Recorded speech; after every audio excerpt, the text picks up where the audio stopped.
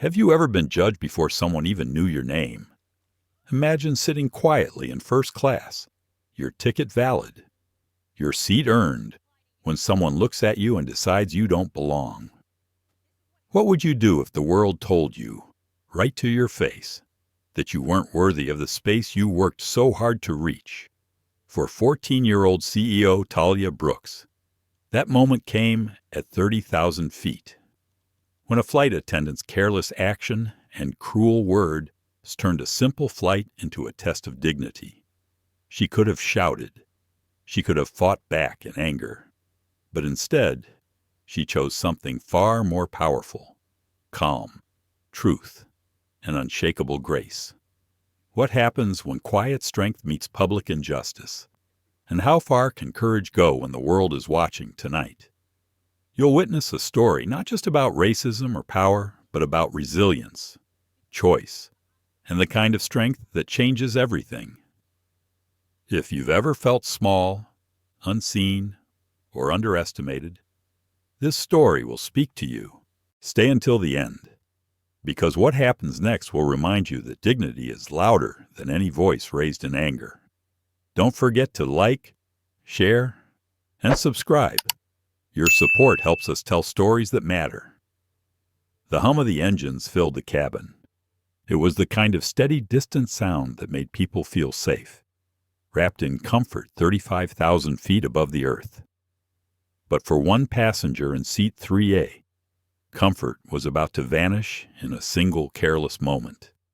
Tahlia Brooks, 14 years old, sat quietly by the window of Aurora Air Flight 312 headed from Chicago to Seattle. She wore a soft gray hoodie, a silver chain around her neck, and glasses that reflected the white glow of her laptop. She typed fast, focused, reviewing slides for her presentation at the Future Innovators Summit. Rows of clean code lined her screen, her entire project stored inside that small device. Across the aisle, a man in a suit whispered to his wife, "She looks a bit young for first class, doesn't she?" His wife smiled politely, not answering, but her eyes said enough. From the galley, the flight attendant appeared.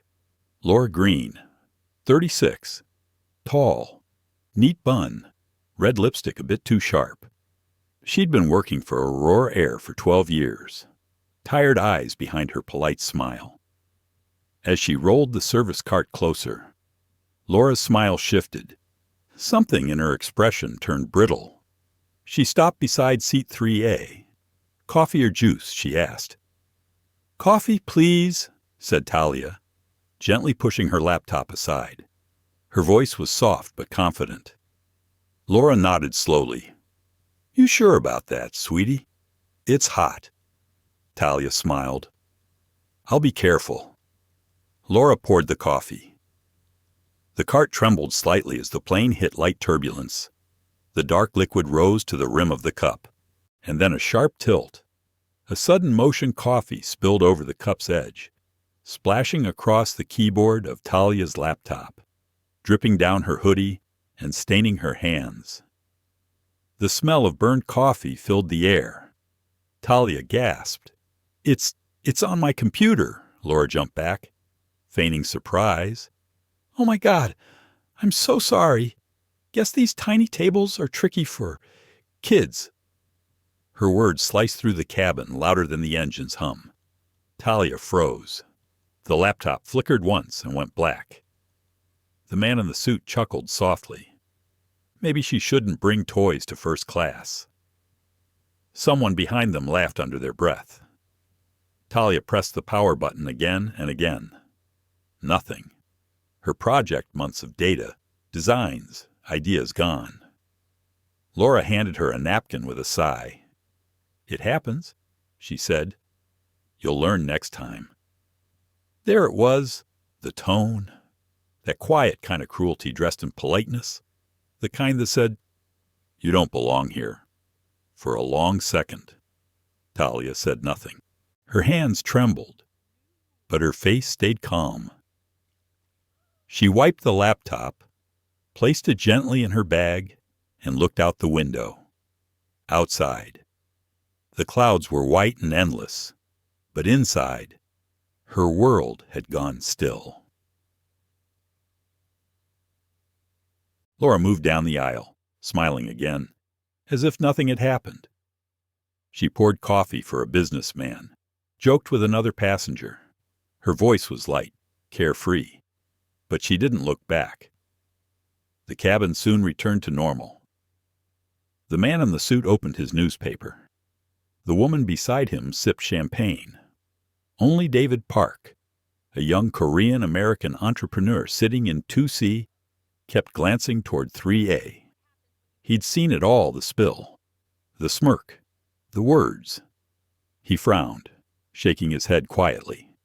Behind him, another passenger, Miguel Ortiz, pulled out his phone. He wasn't recording, just staring at the black screen, torn between frustration and silence. He whispered to himself, "Man, that's not right." Tahlia felt the heat of the coffee cooling on her sleeves. Her mind tried to stay calm, but her chest felt tight. She took a deep breath. Inside her bag, beneath the ruined laptop, was a small metal tag with her name engraved: Tahlia Brooks, founder and CEO, NovaYouth Analytics. She touched it with her fingers, a quiet reminder of who she was. Her mother's voice echoed in her head. When the world doubts you, don't prove them wrong out of anger. Prove them wrong by standing taller. She straightened her back, folded the napkin, and waited. Laura returned down the aisle.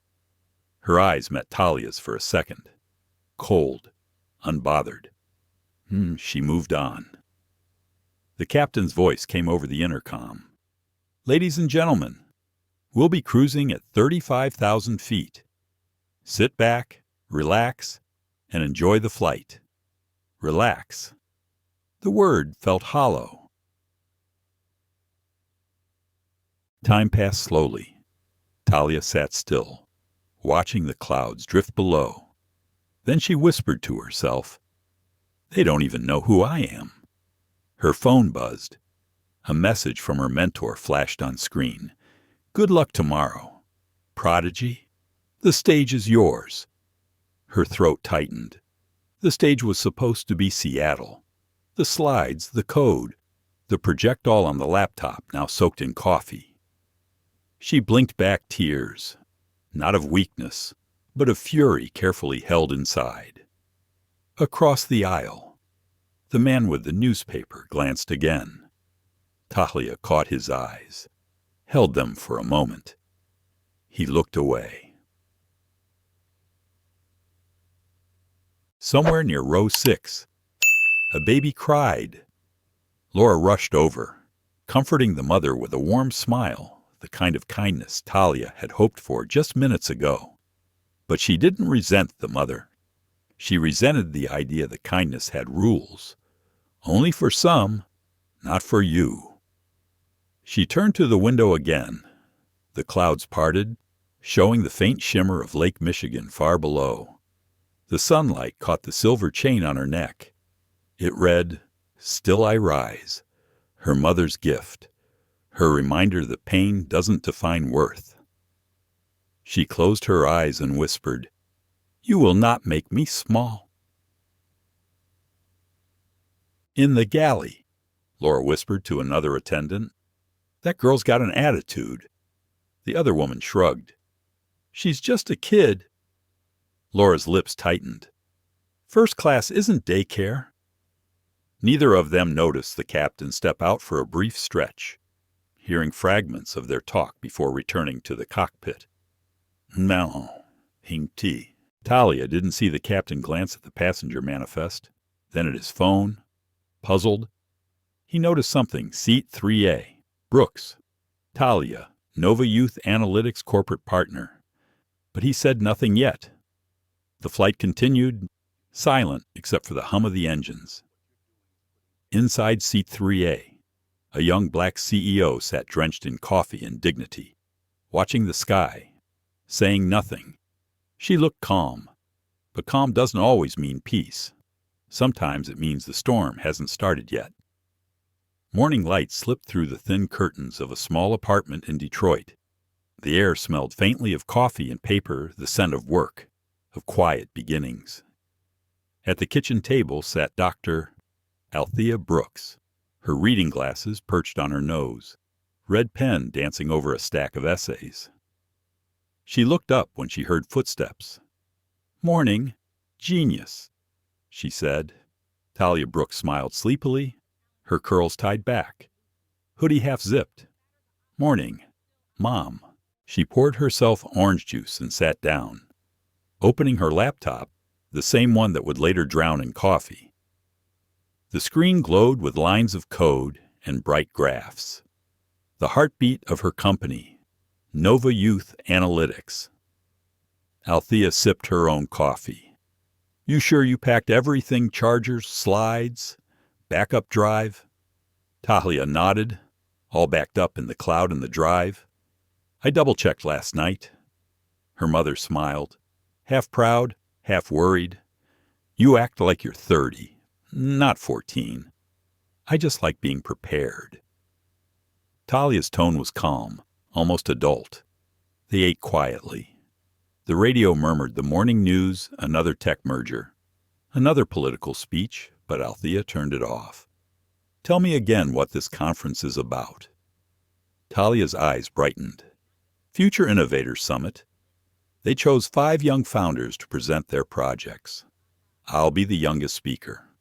I'm showing how our model helps schools predict dropout risks early, using data from attendance and mood surveys. Tahlia leaned back, impressed, but still cautious. "And they'll treat you right." "They will," Tahlia said. "It's a tech event. People there care about ideas. Not." She stopped herself. Her mother raised an eyebrow. "Not what?" "Honey." Tahlia stirred her juice. "Not how old or how dark the person is." Silence stretched for a moment. The fridge hummed softly. Tahlia reached across the table, covering her daughter's hand. "You remember what I told you," she said gently. "The world will see you before it hears you. So make sure when they look, they see someone who already knows her worth." Tahlia nodded, trying to sound brave. "I know.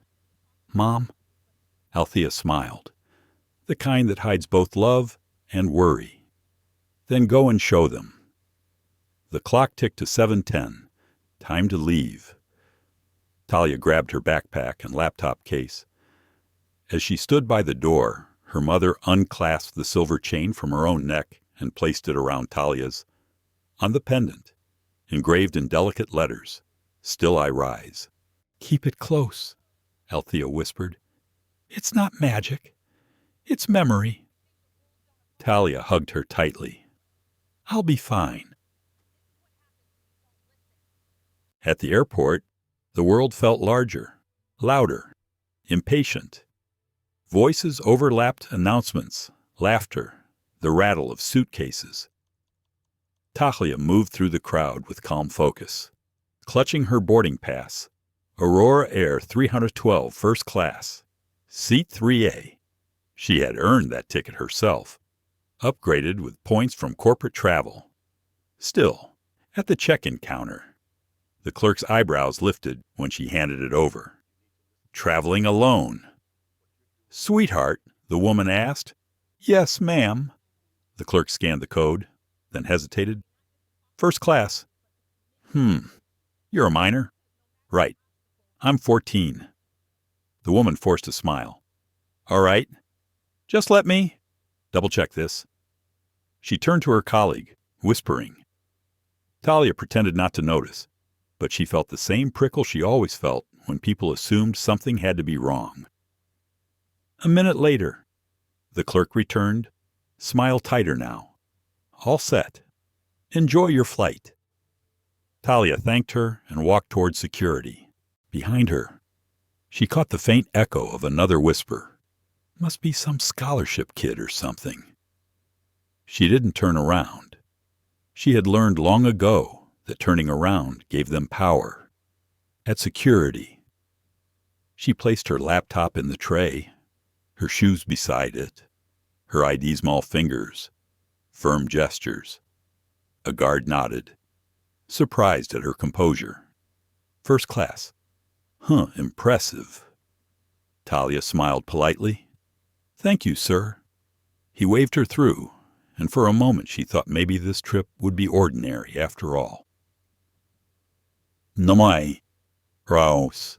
At the gate, she sat near the window, watching the rain scatter across the glass. The airport lights reflected like stars on wet pavement.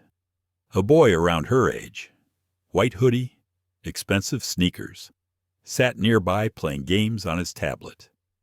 His mother scrolled on her phone. They glanced at Tahlia once, then went back to their screens. Her phone buzzed. A text from her mentor, Dr. Raj Patel. Big stage tomorrow. Don't overthink it. Just tell the story of why you built NovaYouth. She typed back, Got it. Boarding soon.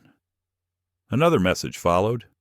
Remember, humility is power, but don't let anyone mistake it for fear. She smiled. Raj always knew what to say. She looked around. Passengers lined up at the gate. Business suits, polished shoes, travel pillows, voices filled with confidence. She was the youngest, smallest, and only black person in that boarding group. The gate agent called, First-class passengers, you may board. Tahlia stood, holding her boarding pass high. The man behind her laughed softly. First class. Huh. Starting early. Aren't we? She turned to him, expression steady. No, sir. Just continuing. He blinked, unsure whether to be amused or embarrassed. She stepped forward and handed her pass to the gate agent. The scanner beeped green. Welcome aboard. Miss Brooks, the agent said. Thank you, Tahlia replied, voice calm but proud. As she walked down the jet bridge, her reflection passed over the glass walls, small figure, big purpose.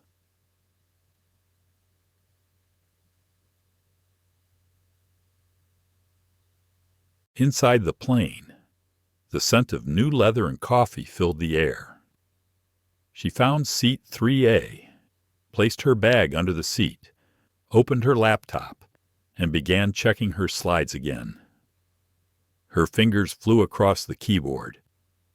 She barely noticed the passengers taking their seats, only when she heard a sharp voice say, That's quite a setup you've got there. Did she glance up? A flight attendant stood beside her, uniform crisp, name tag. Shining Laura Green. Tahlia smiled politely. Good morning. Laura tilted her head, curious but skeptical. You traveling alone? Honey. Yes, ma'am. First class. Yes. Laura gave a small laugh. Impressive. Must be a special occasion. It is, Tahlia said softly. A conference. Laura smiled, but it didn't reach her eyes. Well, let's make sure you enjoy it. Then she moved on down the aisle. Tahlia exhaled slowly, returning to her work. The small interaction stung more than she wanted to admit. She could hear her mother's voice again. You don't need to argue with the storm. Just keep walking through it, she whispered under her breath. Walking? Mom, I'm walking. As passengers settled in, she looked around a middle-aged man reading the Wall Street Journal in 3B, a woman adjusting her diamond bracelet, another scrolling through emails, conversations about stocks, deadlines, and mergers filled the air.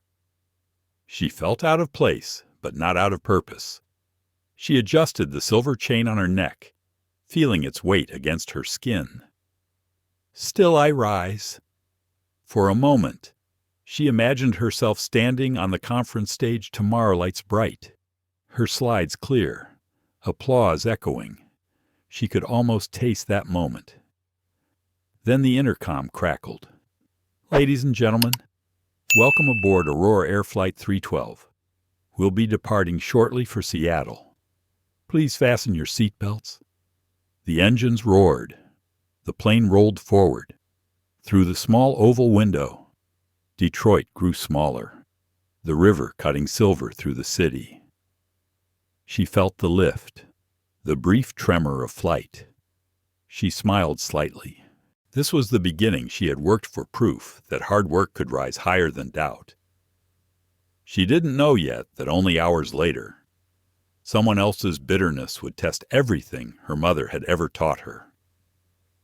She looked out the window, whispered, "Let's make it count," and the clouds swallowed the city below. The terminal smelled faintly of coffee and disinfectant. Announcements echoed off the high ceiling, a steady chorus of names, flight numbers, and polite urgency. Tahlia Brooks moved through it all with her boarding pass tucked carefully between her fingers. Her backpack felt heavier than usual, though inside it held only her laptop, notebook, and one well-folded sweatshirt. Maybe what she carried was not weight, but expectation. At gate C-17, the boarding screen flickered, Aurora Air 312, Seattle, on time. The digital font glowed a soft blue. The line of passengers stretched in a lazy curve, businessmen checking phones, couples in matching sweaters, families juggling strollers and snacks. Tahlia took a seat by the window, resting her hands on her knees. She opened her notebook and began to sketch flowcharts for her talk. Her pen moved quickly, mind sharp even amid the airport chaos. Yet beneath the focus, something restless stirred. She could still feel the gate agent's tone from earlier, the mild surprise, the little pause before scanning her first-class ticket.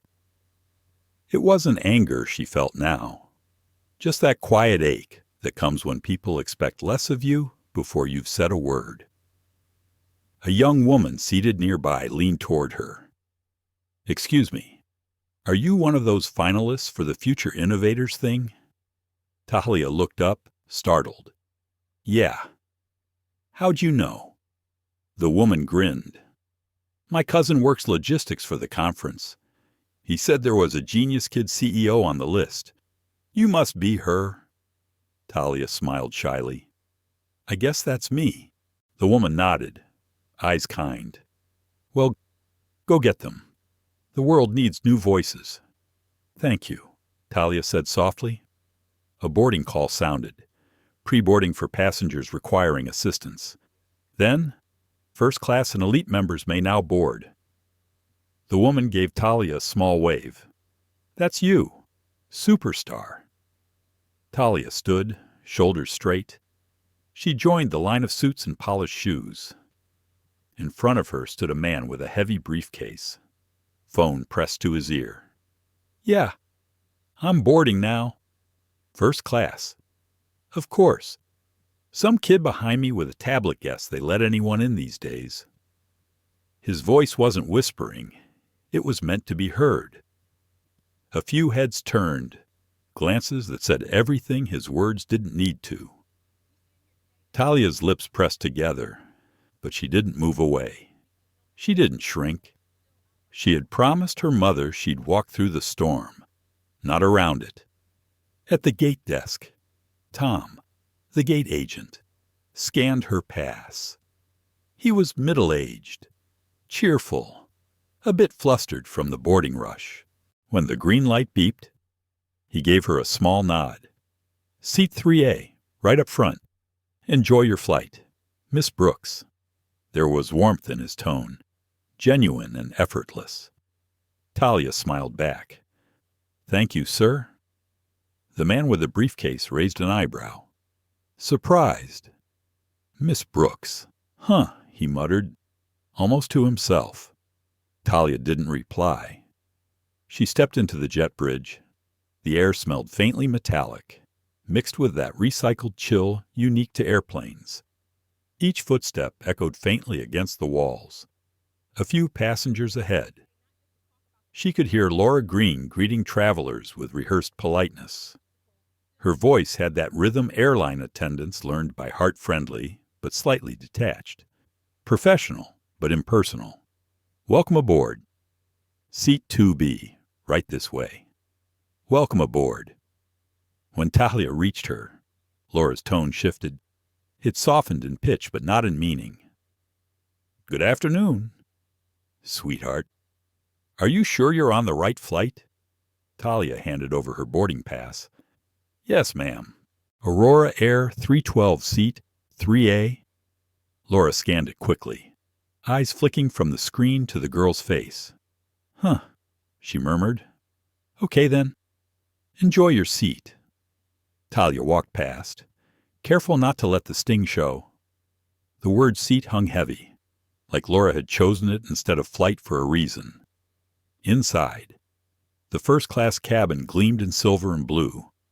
Cushioned seats, soft lighting, a calm hush that pretended the world outside didn't exist. Tahlia stowed her backpack under the seat, buckled in, and exhaled. She could almost pretend the earlier tension hadn't followed her. David Park, seated in 2C, glanced back as she settled. He offered a small nod. You heading to the conference? Yes, Tahlia said. I'm on a panel there, he replied. Data ethics. NovaYouth's doing great work. Didn't realize the founder was, 14. 15 next month, she said, smiling faintly. He chuckled. Well, you've got a head start on the rest of us. Their exchange was brief, but it lifted something in her chest, a reminder that respect could sound simple when it was real. Behind them, Laura moved briskly down the aisle, checking belts, closing overhead bins. Her steps slowed slightly near 3A. She looked at Tahlia's laptop screen, the columns of data glowing there. What's all that? She asked. My presentation, Tahlia said. Predictive analytics for student engagement. Laura tilted her head. You mean, like school stuff? Yes, ma'am. Laura gave a small smile that didn't reach her eyes. That's adorable. You enjoy your project. Okay. Tahlia nodded, though the word adorable clung to her like a burr. When Laura moved on, David turned slightly. Don't mind her, he said quietly. Some people see the world through fog. Tahlia smiled weakly. I'm used to fog. He raised his coffee cup. Then keep shining anyway. The engines hummed to life, a deep vibration that filled the floor. Tahlia felt it in her chest. She closed her laptop for takeoff, leaned back, and let her mind drift. Through the window, the runway lights stretched like a trail of stars. She remembered her mother's words that morning. Make them see your worth before they question it. The plane began to move. Slow at first, then faster.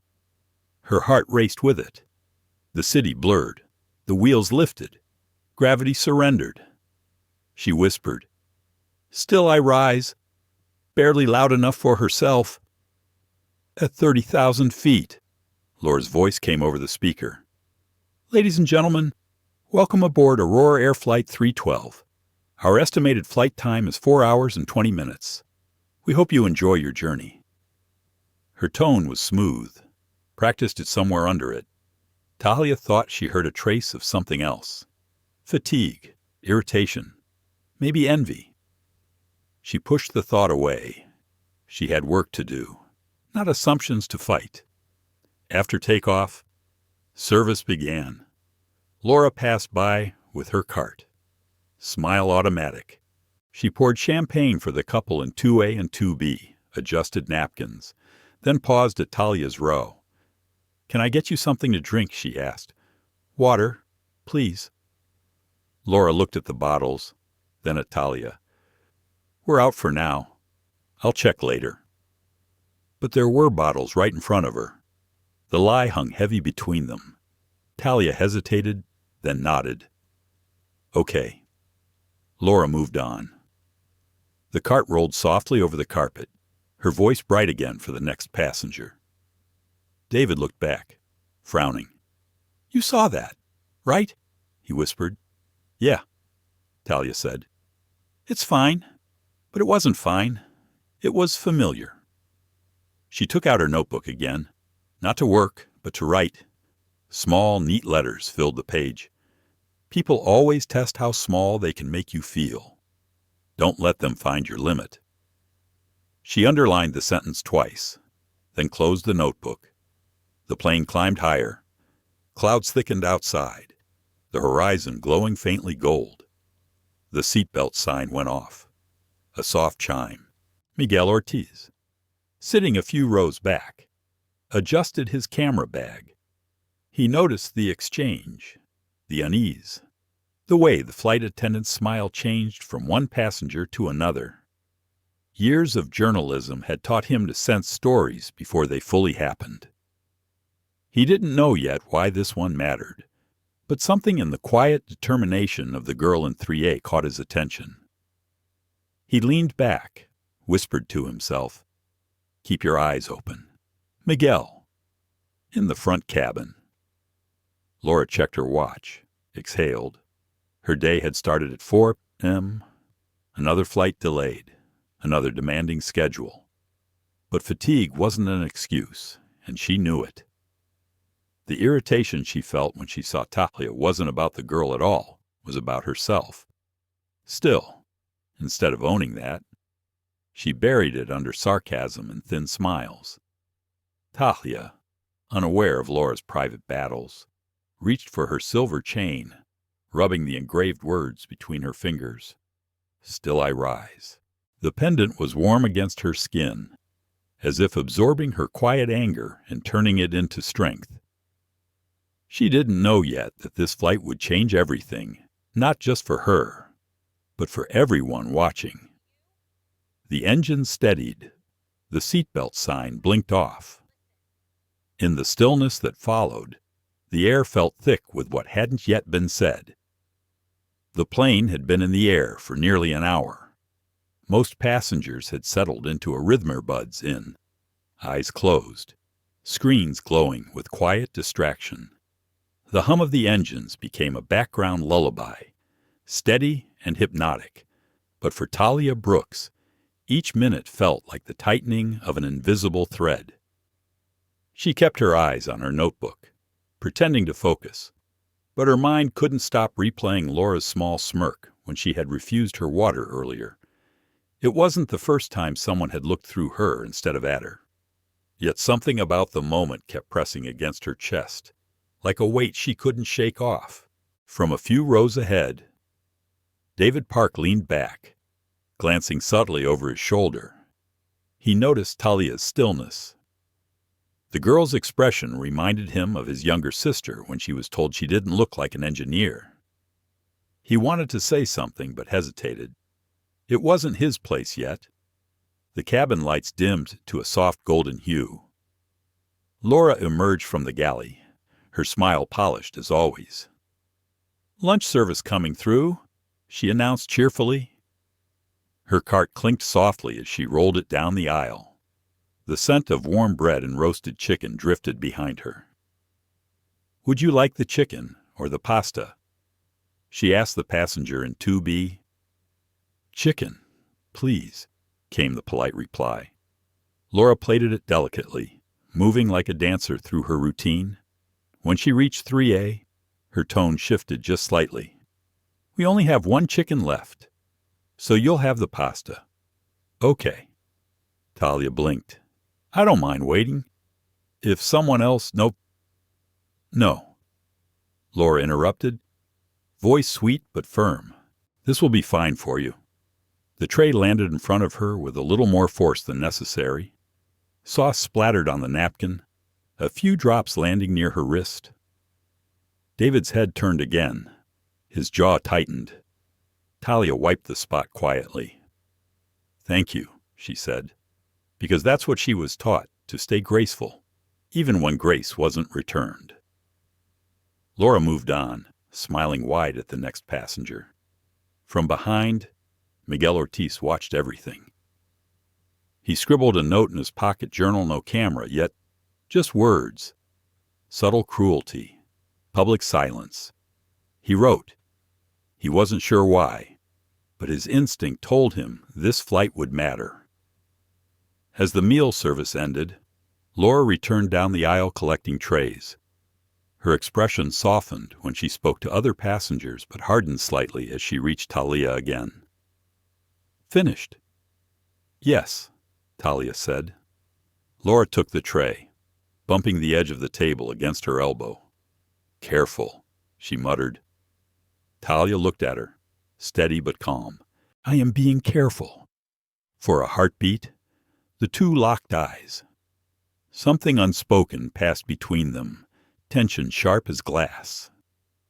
Laura broke the stare first, pushing the cart away quickly. Tahlia exhaled, turning to the window. The clouds below were dense and white, a soft ocean stretching forever. She pressed her palm lightly to the glass, the cold grounding her. She whispered, "Not again. Don't let it happen again." Her phone buzzed in airplane Wi-Fi mode. A message from her mentor. "Dr. Raj Patel. Just checking in. You land at 3 p.m. Right proud of you. Tahlia. Remember, people can't shrink what's already whole." She smiled faintly. The words steadied her. The captain's voice broke through the speaker. "Ladies and gentlemen, we're passing over Minnesota now. Expect light turbulence for the next few minutes. Please keep your seatbelts fastened." The plane jolted softly. Drinks trembled. Trays rattled. Laura steadied herself against the seats, adjusting her balance. Tahlia gripped her armrest, heart skipping as the aircraft dipped slightly.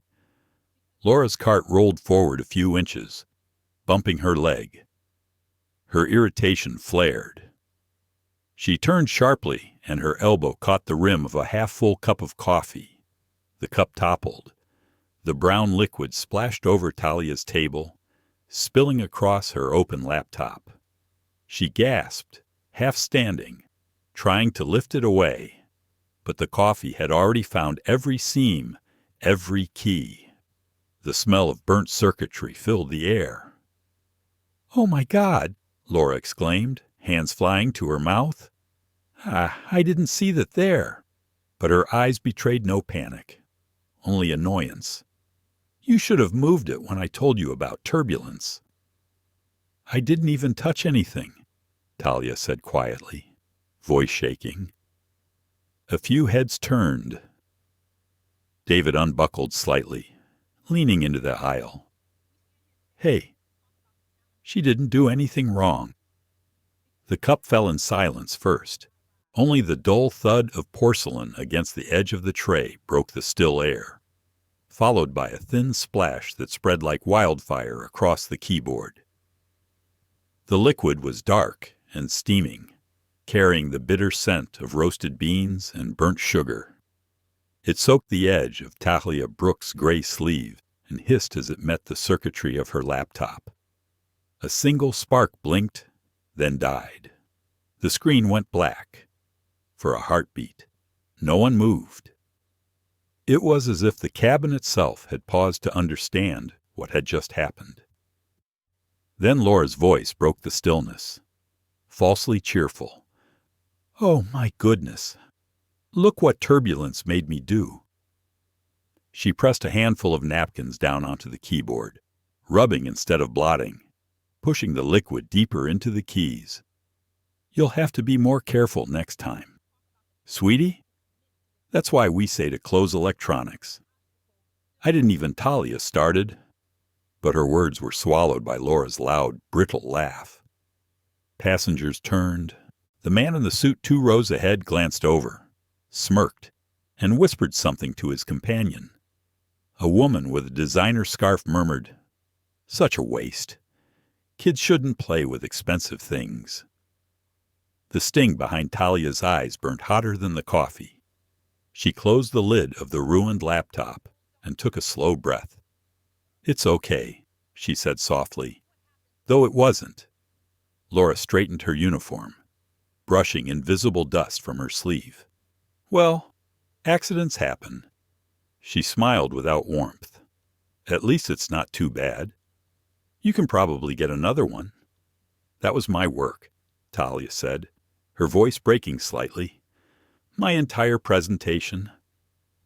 Laura shrugged. Then maybe it's a lesson about backups. The words landed heavier than the spill itself. Tahlia stared down at her lap, hands trembling. She could feel everyone watching, not out of empathy, but curiosity, that quiet fascination people had for someone else's humiliation. From the second row, David Park rose halfway from his seat. Ma'am, I think she deserves an apology.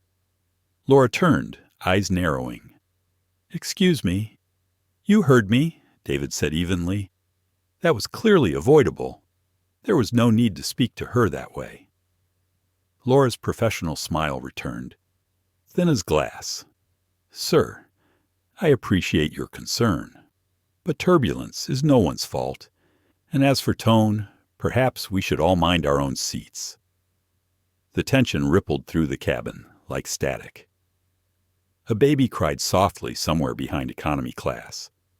The hum of the engines felt louder now, filling every pause between words. Tahlia kept her gaze fixed on the window.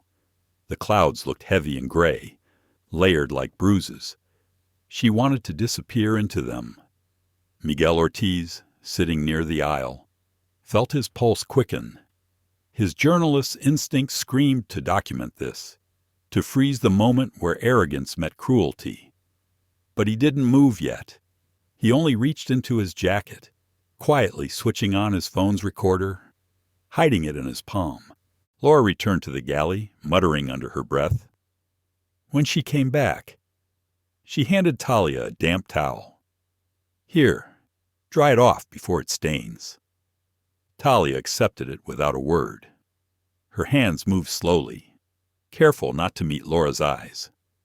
The towel was cold. The humiliation was warm and alive. David leaned back toward her. Hey, he whispered. You okay? She nodded, but the motion was mechanical. I'll be fine. He hesitated. If you want to talk to the captain. No, she said quickly. Please don't. He nodded, understanding. There was pride in her silence, the kind that came from years of having to swallow smaller hurts just to stay dignified. The intercom beeped. Ladies and gentlemen, this is your captain. We'll experience a short stretch of turbulence ahead. Please remain seated. The announcement felt ironic. The real turbulence had already started. Tahlia glanced at her reflection in the dark window. The faint ghost of her own face stared back. Steady eyes, tight lips, coffee-stained sleeve. For the first time since boarding, she didn't feel like a prodigy or a CEO. She felt like a target in plain sight.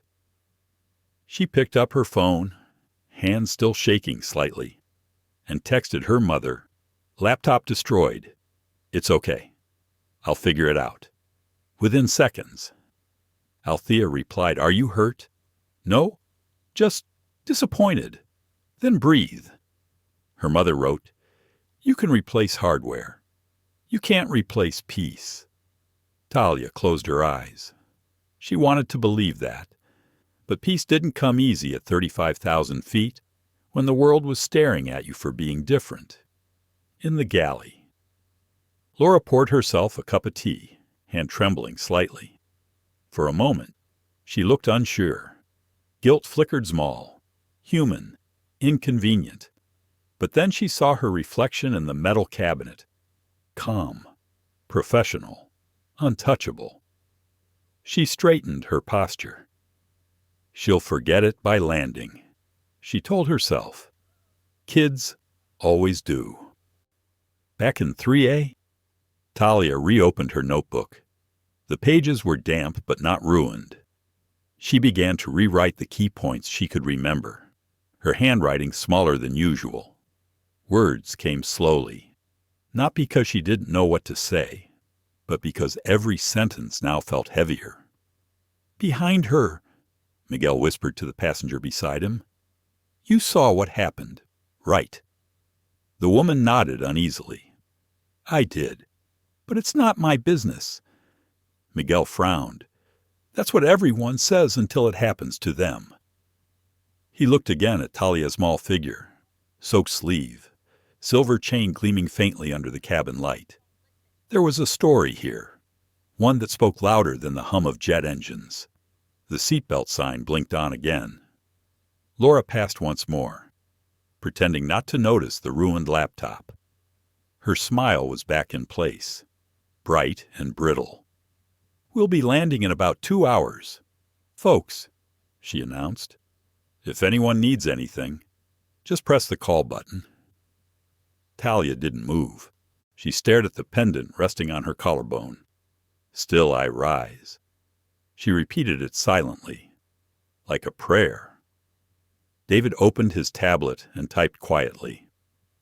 A message appeared on his screen: draft incident report, Aurora Air Flight 312.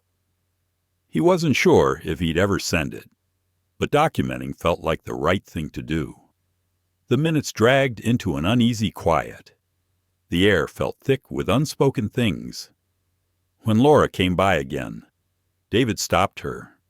"Ma'am," he said evenly, "you should at least check if her computer can be salvaged. Maybe the captain could log an incident." Laura's voice cooled. "Sir, if you're filing complaints, you can do so after we land." "I'm suggesting responsibility," he said. Her smile didn't waver, but her eyes sharpened. "Then I suggest you let me do my job." She moved away before he could answer. Miguel exhaled softly. "Noted," he whispered, thumb hovering over his phone's record button. Outside, thunder rolled far below the plane, a muted growl swallowed by the engines. Inside, the silence stretched. Tahlia turned another page in her notebook, her handwriting now trembling, but her resolve steady. Each letter she wrote felt like reclaiming a small piece of herself. From the cockpit, Captain Lewis glanced at the passenger manifest. A small note beside seat 3A caught his eye. Corporate partner, NovaYouth Analytics. He frowned, recalling that the company had been featured in Aurora's own sustainability report. He hesitated, sensing something beneath the surface. He made a quiet note to check in after landing. Back in the cabin, Laura leaned against the galley wall, eyes closed for a moment. Her headset crackled with a crew message, but she barely heard it. She was thinking about the girl in 3/8 calm, steady voice, the quiet dignity. It unsettled her more than any angry outburst could have. And deep down, she feared what that calm might mean once they landed.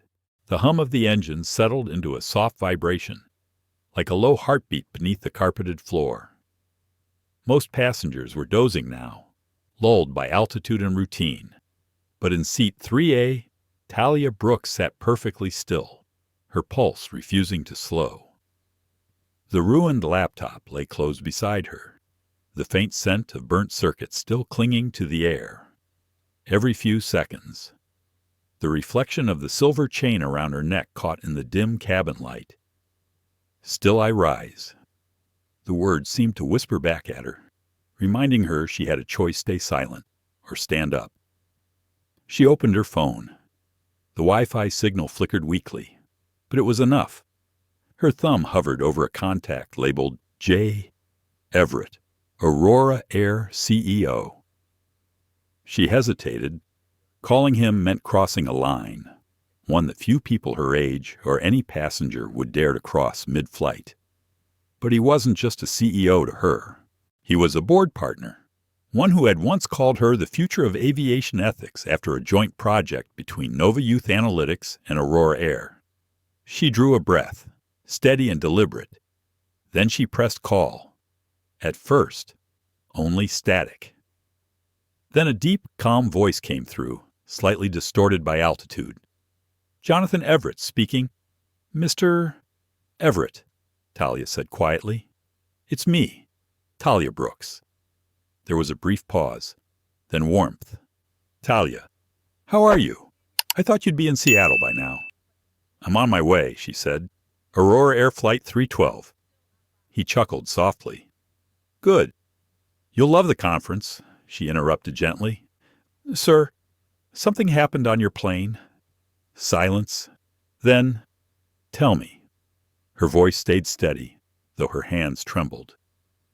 One of your attendants spilled coffee on my laptop. It was an accident, she said, but her behavior before and after it wasn't right. She mocked me for being in first class.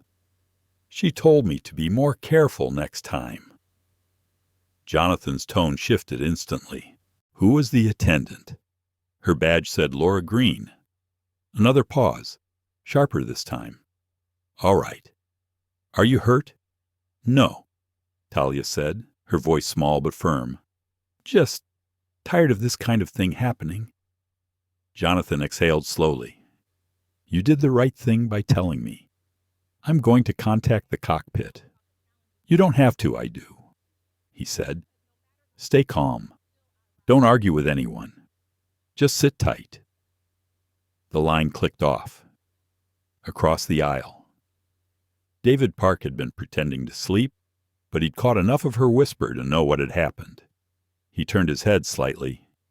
You called him, didn't you? She nodded once. He smiled faintly. Good. Maybe now someone will actually listen. Up in the cockpit, Captain Lewis's headset crackled with an incoming priority channel. He frowned, recognizing the corporate identifier. This is Flight 312. Go ahead, Captain.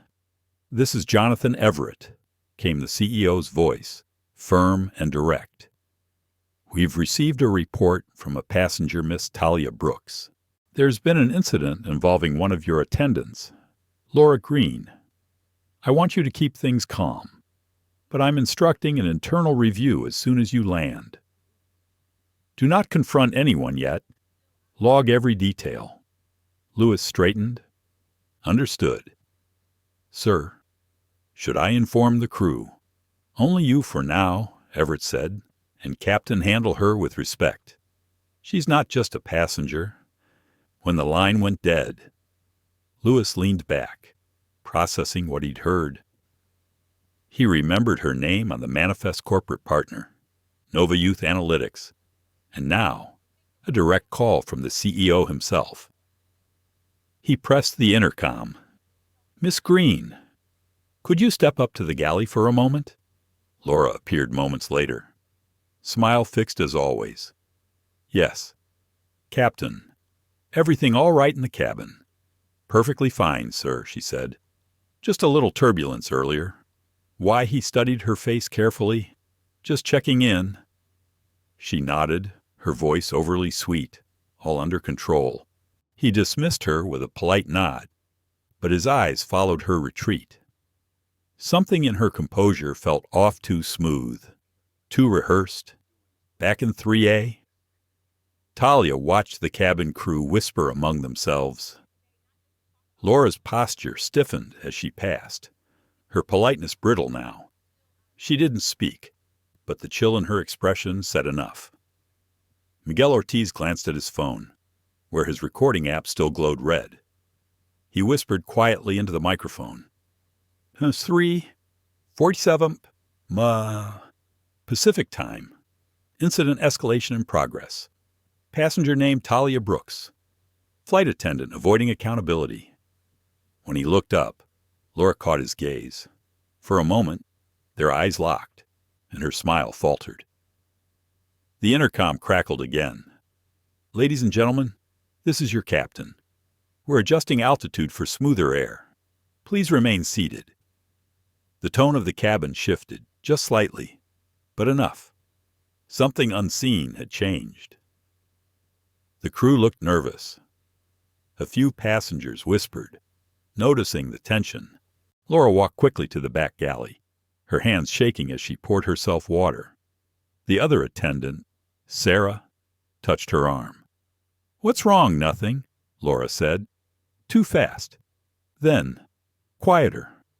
I think that girl called someone. I don't know who. But the captain's acting strange. Sarah frowned.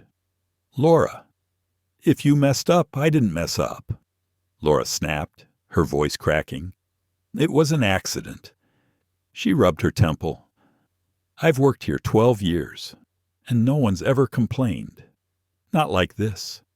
Sarah didn't respond. She just looked at Laura, pity in her eyes. Maybe it's time to think about why. Laura turned away. Meanwhile, in seat 3A, Tahlia's phone buzzed again. A text from Jonathan Everett appeared. Everything's being handled. You did nothing wrong. Just stay calm. She exhaled. The tightness in her chest loosened slightly, though her hands still trembled. For the first time since boarding, she felt less alone. David leaned toward her. He's taking care of it. Yes, she whispered. He smiled softly. Good. Maybe this flight will land a little differently than it took off.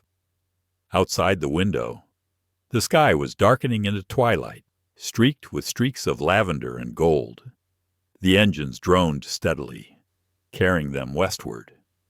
Miguel continued writing in his journal, his reporter's mind assembling the story already not just about spilled coffee, but about dignity, about how one act of quiet courage could ripple through an entire system. Laura passed again, her mask of professionalism cracking around the edges. Would you like anything else to drink? She asked, voice tighter than before. Tahlia met her gaze calmly. No, thank you. The simplicity of that answer unsettled Laura more than any anger could have. She turned away quickly, muttering something about checking supplies. The silence afterward felt thick. An hour later, the captain's voice returned, firmer now. Ladies and gentlemen, we'll be making a short, unscheduled landing in Denver for refueling and maintenance checks. Thank you for your patience. David raised an eyebrow. Maintenance checks. That's new, Miguel smirked faintly. Or maybe accountability checks. Laura froze mid-step. Her knuckles whitened around the handle of her cart. He wouldn't, she whispered. He wouldn't actually, but he would. Saw Tahlia looked out the window as the city lights of Denver appeared below, like scattered embers in the dusk. The plane descended smoothly, quiet except for the soft roar of engines and the steady rhythm of her heartbeat. When they landed, a hush filled the cabin. No one moved. The captain's voice came through once more. We'll remain on the ground briefly. Please stay seated. Through the window, Tahlia saw two figures in dark uniforms waiting near the Jet Bridge Aurora Air Operations managers. Her chest tightened.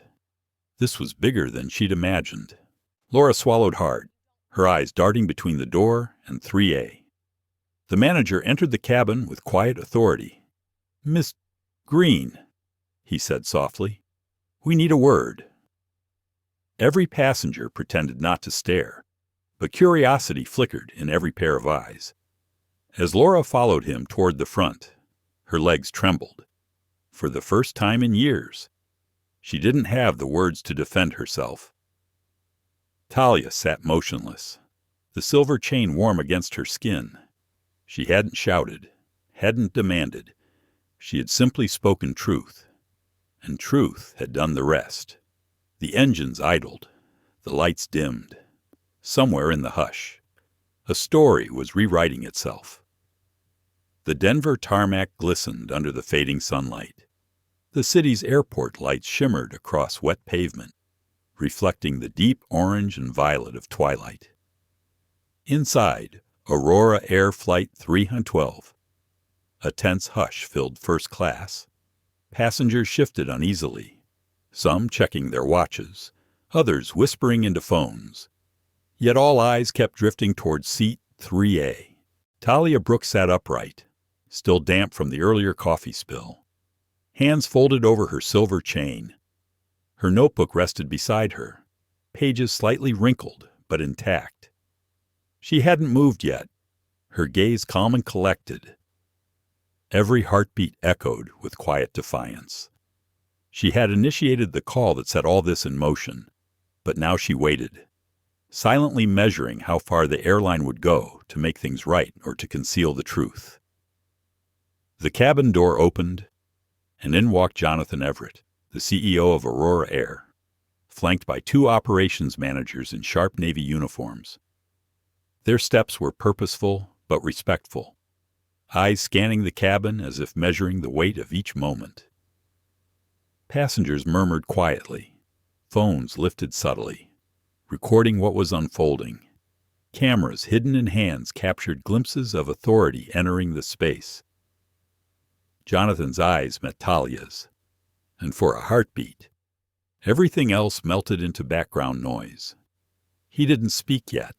His expression, a mix of concern and resolve, said more than words ever could. Tahlia straightened her back, shoulders squared, lifting her gaze to meet his. She felt small in stature, but monumental in presence. Laura Green, the flight attendant whose actions had set this chain in motion, froze mid-step near the galley, her lips pressed into a thin line.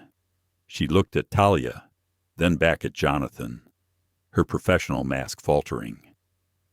The earlier brashness in her demeanor was gone, replaced by the brittle awareness that she was about to face scrutiny she could not deflect. Jonathan spoke first, voice steady and calm, yet commanding attention across the cabin. "Miss Brooks, I understand there has been an incident involving one of our attendants." His tone was measured, leaving no room for misinterpretation. "Can you please explain what happened?" Tahlia's voice, soft yet deliberate, cut through the quiet hum. "Yes, sir. Ms. Green spilled coffee on my laptop and refused to provide service. She mocked me for being in first class and implied that my work and accomplishments were not real. This happened in front of other passengers, and it was humiliating. A collective intake of breath moved through first class. David Park leaned forward, eyes locked on the CEO, silently offering moral support. Miguel Ortiz adjusted his recorder, keeping his device discreet yet ready to capture every word. Jonathan's expression tightened slightly as he absorbed the gravity of the statement. He nodded at one of the operations managers, who immediately approached Laura. "Ms. Green, please come forward." Laura hesitated, swallowing hard. Her hands trembled as she walked to the front, avoiding eye contact with Tahlia.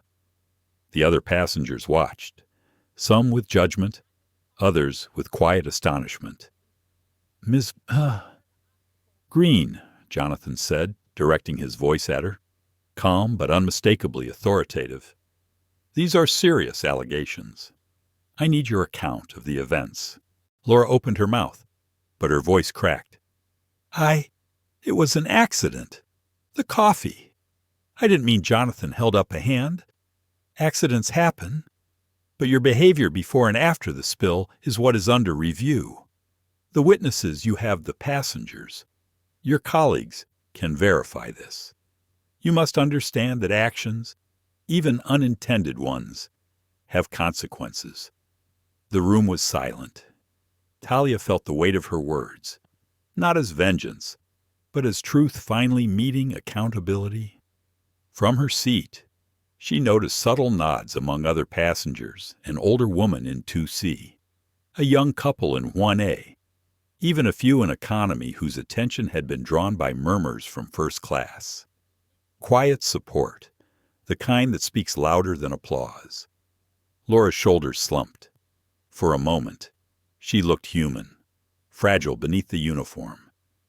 I understand," she whispered. Jonathan nodded. "You are suspended pending a full review. Human resources will handle the process, and further actions will be communicated to you. Do you understand?" "Yeah, sir," Laura murmured, voice barely audible. Jonathan turned to Tahlia. "Miss Brooks, I want to personally apologize for what happened. No passenger should be treated with anything less than respect, regardless of age or background. Tahlia inclined her head slightly. Thank you, sir. I just want to make sure it doesn't happen to anyone else. A soft murmur of approval rippled through the cabin. David Park exhaled quietly, relief washing over his features. Miguel Ortiz scribbled notes. Recognizing that the story had shifted, the moment of injustice had become a moment of institutional reflection. Jonathan continued, addressing the entire cabin. Aurora Air holds itself accountable. Mistakes will be corrected. Respect and dignity are not negotiable. And as we proceed, I want to ensure that every passenger feels valued. Miss Brooks has demonstrated extraordinary composure and courage today, and we are fortunate to have her insights guiding us. From the galley, other crew members exchanged glances. Some, like Sarah, looked quietly impressed at Tahlia's restraint, silently acknowledging that courage can sometimes teach more than authority ever could. The murmurs of passengers grew. Questions rose softly. Admiration mixed with curiosity. The man with the briefcase from earlier leaned forward slightly, no longer mocking, only processing the implications of what he had witnessed. Tahlia looked down at her silver chain, feeling the weight of the pendant. Still I rise. It had guided her through moments of doubt, and now it seemed to anchor her in the truth of what had transpired. Laura Green was escorted to the back of the cabin by the operations manager. Her face was pale, mascara smudged, lips quivering. She looked back once at Tahlia, a silent mixture of shame and realization passing between them. The flight crew began preparations for resuming service. Drinks were offered politely, meals carefully arranged. But the atmosphere had changed. The cabin had a new rhythm now. Quieter, respectful, attentive.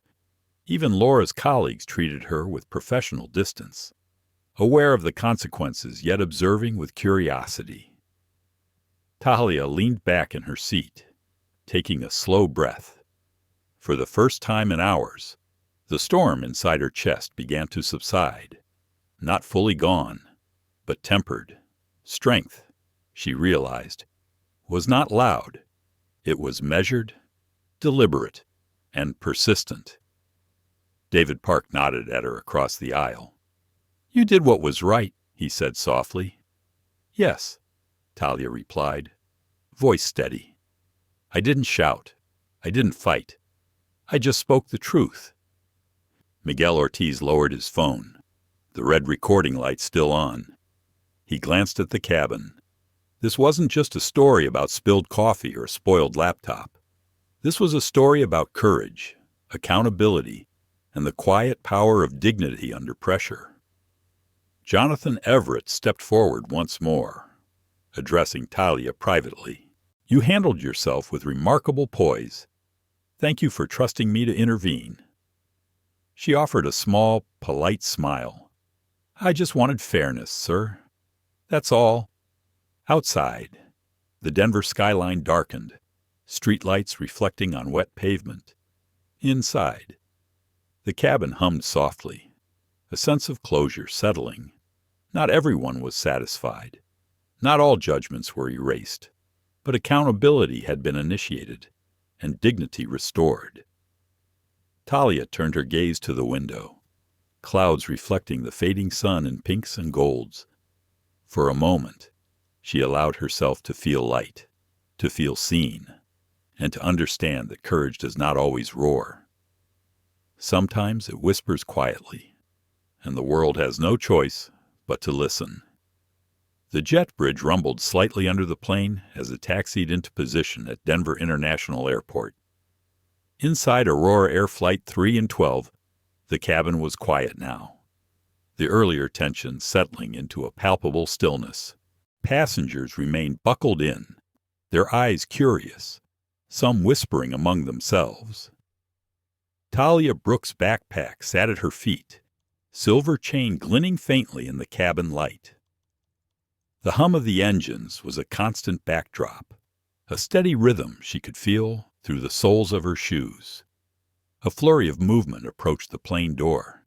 Security personnel, operations managers, and a small media crew were waiting outside, alerted by Jonathan Everett himself. The murmurs inside the cabin grew. Cameras raised discreetly, phones quietly recording. The scene was surreal, like stepping into a slow-motion moment of reckoning. Tahlia's gaze was calm. She had rehearsed her approach in her mind countless times, yet this was the first time reality mirrored the exact stakes of her imagination. The air in the cabin seemed to thicken with anticipation. Passengers who had previously dismissed her youth and size now watched with curiosity and apprehension. The door opened, and Jonathan Everett stepped forward first, flanked by operations managers. His presence radiated authority tempered with empathy. He nodded once at Tahlia. "Miss Brooks, thank you for your patience." She stood, her small frame appearing modest, but the air around her suggested something far larger. Each eye in first class, some even peering over the aisle into economy, followed her movements. Jonathan gestured toward the waiting operations team. "We'll need a brief debrief before you disembark." Tahlia nodded, her expression measured. "Understood. Sir?" Moments later, Laura Green was escorted from the galley, her steps faltering slightly. Mascara had begun to streak from earlier tension, and her uniform appeared creased and strained. The gravity of the situation had replaced her earlier self-assured bravado. Jonathan addressed her directly. "Ms. Green, please follow me. We need to review your actions on this flight."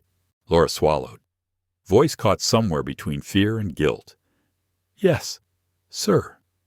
Passengers craned their necks, whispering quietly. A woman in 2B clutched her handbag tightly, while a man in 3C lowered his newspaper to peek. The cabin became a silent theater. Tahlia watched quietly, maintaining composure, the silver chain heavy against her chest. She did not gloat. She did not speak. The power of accountability was now visible, an external affirmation of her internal resolve. Jonathan's voice then projected into the cabin. "Ladies and gentlemen, this flight experienced an unfortunate incident. I want to assure you that all matters are being addressed promptly and professionally. Safety, respect, and dignity are our priorities at Aurora Air." Some passengers murmured in acknowledgement, others, less satisfied, exchanged skeptical glances.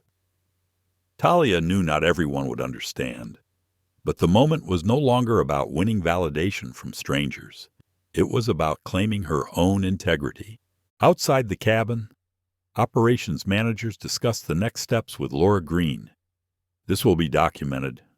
One manager said, "Suspension pending review, and HR will follow through with retraining protocols.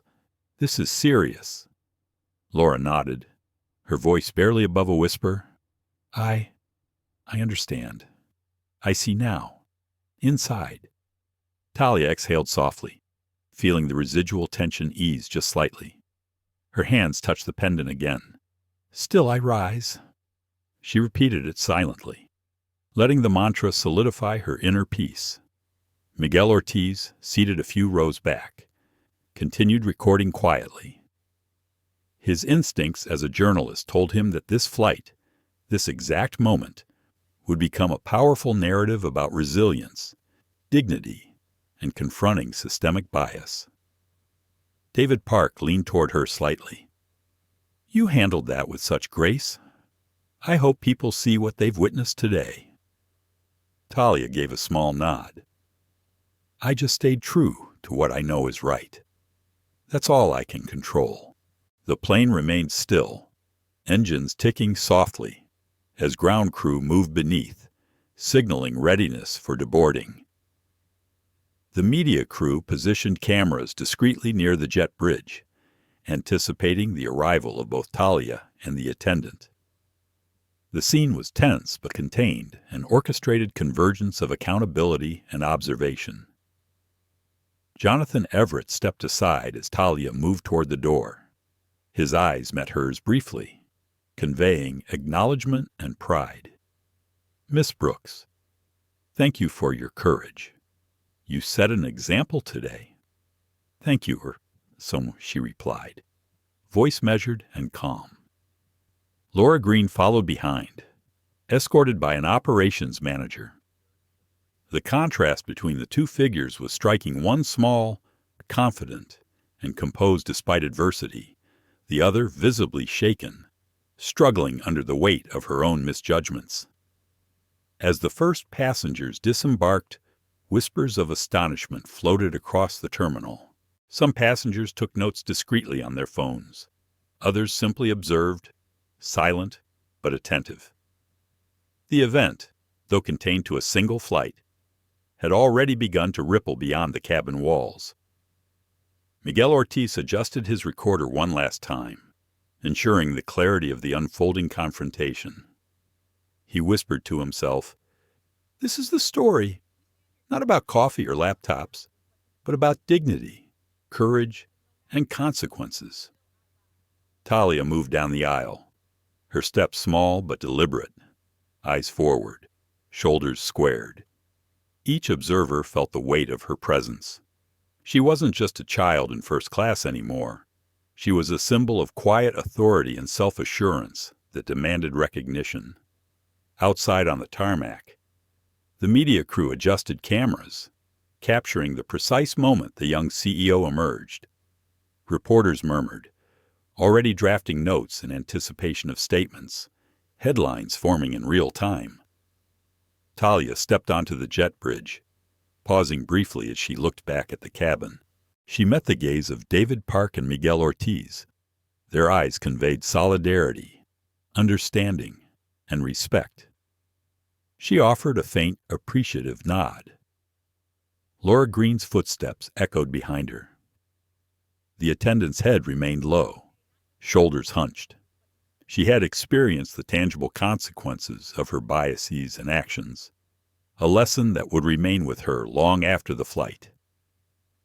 Jonathan Everett met Tahlia at the foot of the jet bridge, extending a hand in quiet support. "Miss Brooks, once we reach the terminal, I'll ensure your voice is heard regarding corporate procedures and training protocols." Tahlia grasped his hand briefly. "Thank you, sir. That means more than you know." As the plane emptied and the final passengers stepped onto the terminal floor, Tahlia's presence was no longer defined by age or stature. She had transformed perception into reality, demonstrating that respect, courage, and dignity could not be undermined by bias or assumption. Outside, the fading Denver light reflected off the plane's fuselage, giving it a warm, almost haloed glow. Inside, the cabin now empty of tension. Miguel Ortiz lowered his phone. David Park exhaled deeply. Tahlia turned to glance at the remaining crew, offering a soft, reassuring smile that acknowledged the change both in the environment and within themselves. The airport terminal awaited, filled with anticipation, media presence, and the subtle hum of a story that had only just begun to ripple outward. Tahlia's steps were quiet, yet commanding, a measured cadence that carried the weight of justice, courage, and personal integrity. As she walked forward, she whispered softly to herself, repeating the mantra that had guided her through hours of tension, humiliation, and perseverance. "Still I rise." And with that, every observer, passenger, and crew member understood that they were witnessing more than the resolution of an incident. They were witnessing a young black CEO claiming her rightful place, unshaken and dignified, in a world that often underestimated her. The terminal was alive with a quiet tension, the hum of fluorescent lights mingling with distant rolling luggage and the shuffle of hurried footsteps. Outside the jet bridge, reporters and camera crews jostled gently, microphones pointed forward, ready to capture every moment. Tahlia Brooks stepped onto the terminal floor, her small frame seeming almost impossibly composed. Her hoodie, faintly marked with the earlier coffee spill, was tucked neatly over her shoulders, and the silver chain glinted in the soft light. Despite the ordeal, her calm presence radiated authority. Jonathan Everett guided her forward, his hand briefly brushing against hers in reassurance. "Miss Brooks, I'll handle introductions. Just stay focused," he said quietly. Tahlia nodded. She had rehearsed her words in her mind, but knew instinct and composure mattered more than memorized statements.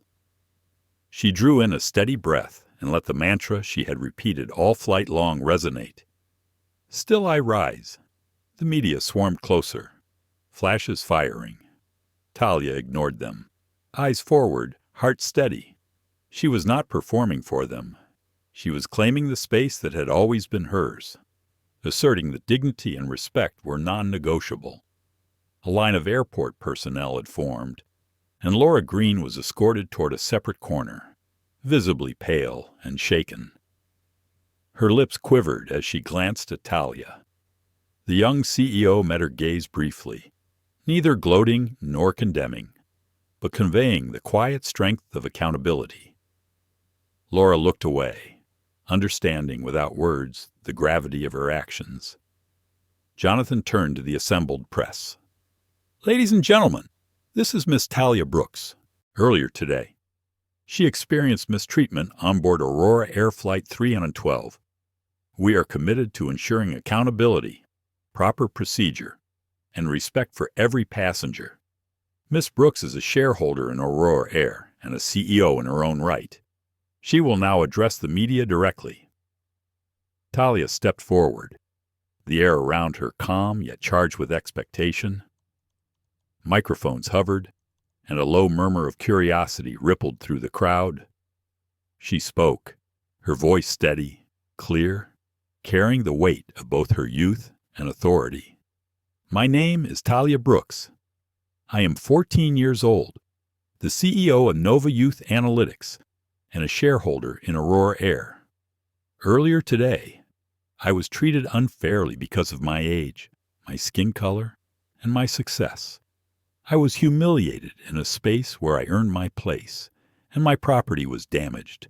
This is not acceptable." A few reporters shifted uncomfortably, realizing the gravity of her words. Tahlia continued, voice calm but unwavering. "Respect is not negotiable. Dignity is not debatable. Mistreatment cannot be ignored, and accountability is necessary for change. This is not about revenge. It is about ensuring that what happened to me does not happen to others." A soft murmur of approval spread through the crowd. Some passengers from the flight quietly whispered their agreement, their expressions reflecting admiration and understanding. David Park, standing near the edge of the crowd, offered a subtle nod. "That's courage," he whispered to Miguel Ortiz. Miguel adjusted his camera, the red recording light blinking steadily. "This will make waves," he muttered, noting every nuance of her speech. Jonathan Everett stepped slightly behind her, giving subtle support without overshadowing her words. He understood the importance of letting Tahlia lead this public reckoning, recognizing that her authority derived from truth and composure, not mere position. Tahlia's eyes scanned the crowd. She noticed Laura Green seated slightly apart, flanked by an operations manager. There was no malice in Tahlia's gaze, only an acknowledgement that mistakes had consequences, and accountability was being observed. Laura's hands clenched lightly in her lap. Mascara streaked from earlier tension. Tahlia knew this moment would resonate far longer with her than with anyone else. Turning back to the press, Tahlia continued, "I want to emphasize that courage is not the absence of fear. It is taking action, even when the world expects you to remain silent. Today, I spoke up not only for myself, but for every young person, especially young people of color, who may be underestimated or dismissed. This is about creating change in spaces where bias and prejudice persist. We must hold ourselves and others accountable. A reporter raised a hand. Miss Brooks, how do you respond to critics who say you overreacted? Tahlia's gaze didn't waver. I am not seeking to punish anyone out of anger. I am seeking recognition that discrimination has real consequences. The spilled coffee and the mockery were symbols of larger issues. Accountability isn't a punishment, it's a step toward fairness and equality. Another reporter asked, how do you feel after this experience? Tahlia's lips curved into a small, resolute smile. I feel stronger. I feel seen. And I feel responsible not only for myself, but for ensuring that others do not endure what I endured today. True strength is measured by how you respond to adversity. And today, I responded with truth and composure. The crowd was silent, absorbing her words. Then, quietly, passengers began nodding, a few clapping softly, and others murmuring agreement. Even Laura Green seemed to shrink slightly in recognition of Tahlia's poise, understanding the weight of accountability and the dignity of standing up. Jonathan Everett spoke again, voice firm but supportive. Aurora Air will implement retraining programs, oversight procedures, and review mechanisms to ensure this incident serves as a catalyst for positive change. Ms. Brooks's actions today exemplify the courage and integrity we hope to foster across all our operations. Tahlia took a measured breath. I want everyone to know that no one should feel powerless. Speaking the truth is never easy, but it is always necessary. Change begins with action, and action begins with recognizing injustice and standing firmly in your own worth. David Park clapped quietly. Miguel Ortiz still recording diligently, capturing the resonance of her words for posterity. The other passengers began exchanging hushed comments, many sharing looks of mutual understanding and solidarity. Laura Green, escorted away, looked back one last time. Tahlia met her gaze briefly, not with accusation, but with the quiet assurance of integrity. The attendant's shoulders sagged, understanding that her actions had consequences, that dignity had been defended, and that the world was watching. The media shifted, snapping final photos, capturing statements, and recording the young CEO's calm, unwavering presence. The airport terminal was alive with the quiet acknowledgement of a powerful lesson being delivered. Accountability, courage, and dignity could not be silenced by age, appearance, or bias. Tahlia finally stepped toward the exit, her steps deliberate, carrying the calm authority of someone who had navigated injustice and emerged resolute. The mantra echoed softly in her mind. Still I rise. She repeated it silently, feeling its truth settle within her. Today, she had spoken not only for herself, but for a broader principle that fairness, respect, and courage were timeless, and no one could diminish her worth. As she moved through the terminal, reporters trailing, passengers watching, Tahlia Brooks understood that the smallest voice, when guided by truth and courage, could demand the world pause, reflect, and change, and in that pause, the world would listen. The airport terminal buzzed quietly, a mix of departing travelers and muted chatter. Yet a concentrated attention seemed to follow Tahlia Brooks wherever she moved. Her small steps, precise and measured, belied the weight of what had just transpired. Though her hoodie bore faint remnants of the spilled coffee, her demeanor radiated composure and control. Each person who glimpsed her presence felt the contrast between her quiet resilience and the previous chaos aboard Flight 312. Jonathan Everett guided her toward a private waiting area behind the terminal. "You did exactly what was needed." "Tahlia," he said, voice low and measured. "This will resonate far beyond today." Tahlia nodded, her eyes scanning the room. She noticed the way passengers from first class lingered nearby, some whispering to each other, their eyes reflecting admiration and surprise. Her mind wandered briefly to the moments earlier on the plane, the smirk, the mockery, the spilled coffee, and then returned to the present. Every second of that ordeal now felt like a lesson in restraint, courage, and quiet assertion. David Park, who had accompanied her discreetly, leaned closer. "You know," he said softly, "most people would have yelled, cried, or stormed off. You stayed composed. That's extraordinary." Tahlia offered a faint smile, clasping her hands lightly. It wasn't about being extraordinary.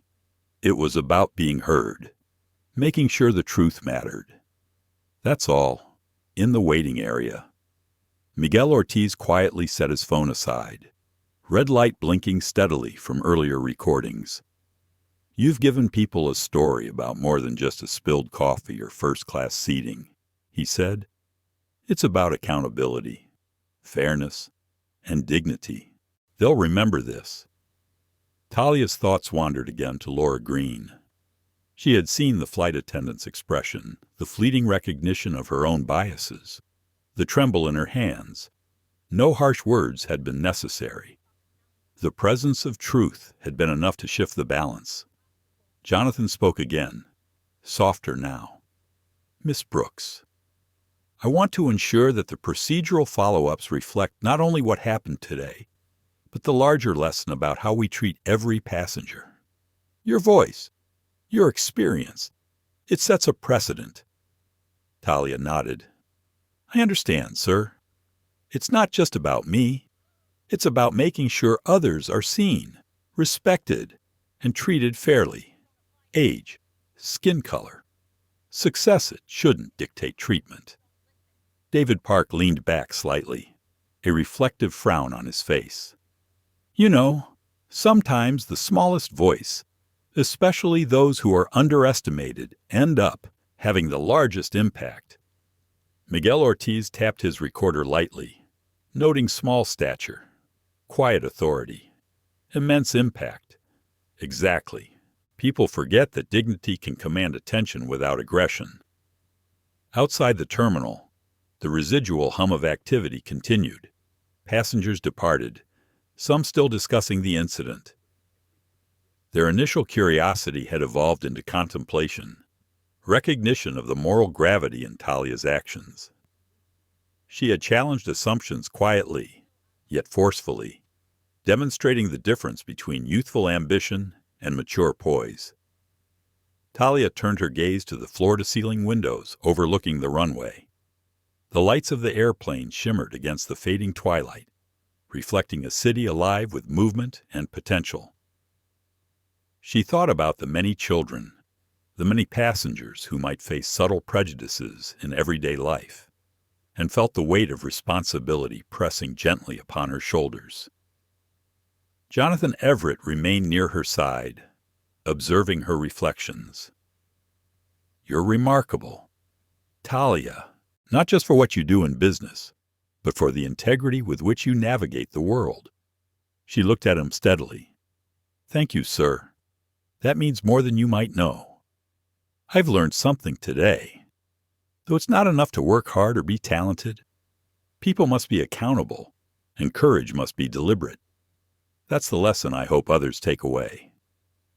The media team outside adjusted their cameras, capturing the subtle expressions, the quiet authority of the young CEO. Miguel Ortiz leaned slightly forward, scribbling a note in his journal. Dignity commands presence. Courage earns attention.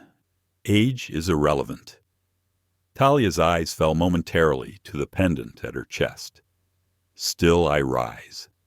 It felt heavier now, infused with the weight of recent events. She touched it lightly, a reminder that every challenge, every humiliation and every confrontation could become a foundation for strength. David Park observed the gesture, quietly remarking, "That little mantra has carried you far today." Tahlia smiled faintly, voice soft. "It's carried me my whole life. Today, it helped me ensure others couldn't diminish what's mine by default. Respect isn't given, it's upheld." Jonathan Everett cleared his throat gently. "Tahlia, your insights will shape policy revisions at Aurora Air. Retraining, oversight, and corporate accountability will follow.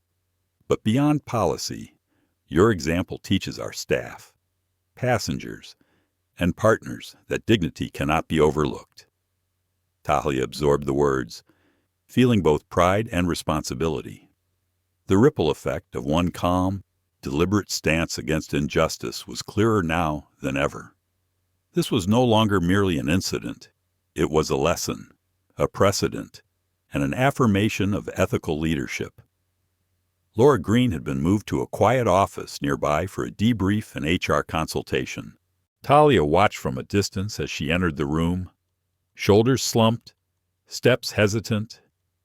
She did not gloat. Her focus was on principles, not punishment, accountability, not vengeance. The flight attendant would learn, and Talia's example would remain a benchmark for fairness and integrity. Miguel Ortiz whispered softly to David Park, "This is going to be shared widely. Social media, news outlets. People are going to see the real story behind how dignity works in practice." David nodded, eyes on Tahlia. "She's teaching the world that integrity is powerful, and it doesn't need to shout to be heard." Tahlia turned back to the runway lights, the plane still glinting against the twilight. She considered the future of the conferences, the investor meetings, the initiatives she led, but now she realized something deeper. Leadership wasn't just about strategy or profit. It was about setting standards, modeling resilience, and ensuring that even the smallest voices, when grounded in truth, could command the respect they deserved. Jonathan Everett placed a reassuring hand lightly on her shoulder.